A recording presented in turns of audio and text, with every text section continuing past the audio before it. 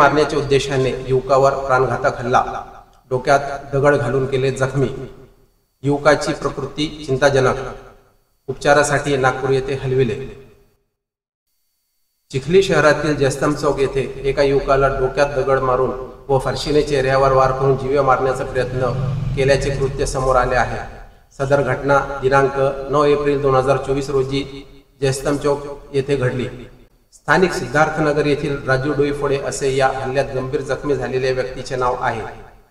याबाबत सविस्तर वृत्त असे की दिनांक 9 एप्रिल 2024 रोजी रात्री जयस्तंभ चौक येथील गजानन सोडतकर यांच्या हॉटेल समोर गल्लीत राजू डोईफोडे हा अंदाजे 9:30 वाजे दरम्यान मृतावस्थेत असल्यासारखा पडून असल्याचे दिसून आले।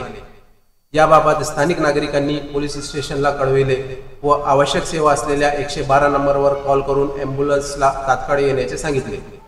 राजू डोईफोडे याची अवस्था खालवत चालली होती व ॲम्ब्युलन्स पोहोचली नाही, म्हणून जखमी राजू डोईफोडेच्या जीवाचे बरे वाईट होऊ शकते असे समजताच रिपब्लिकन सेनेचे शेख सलीम यांनी जयस्तंभ चौकातून ऑटो आणले व जखमी राजू डोईफोडे यास पोलीस कर्मचाऱ्यांच्या मदतीने चिखली सामान्य रुग्णालय येथे भरती केले।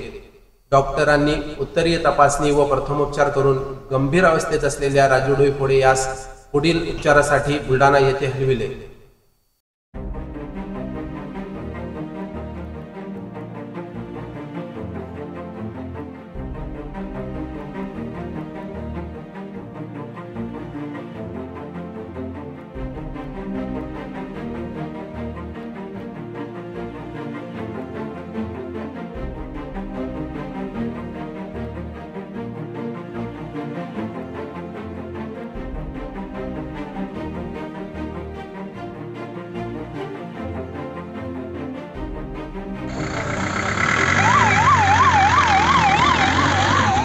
सदर घटनेतील पुढील तपास चिखली पोलीस करत आहेत। VQ न्यूजसाठी फयाज खान यांच्यासह असलम हिरेवाले, चिखली।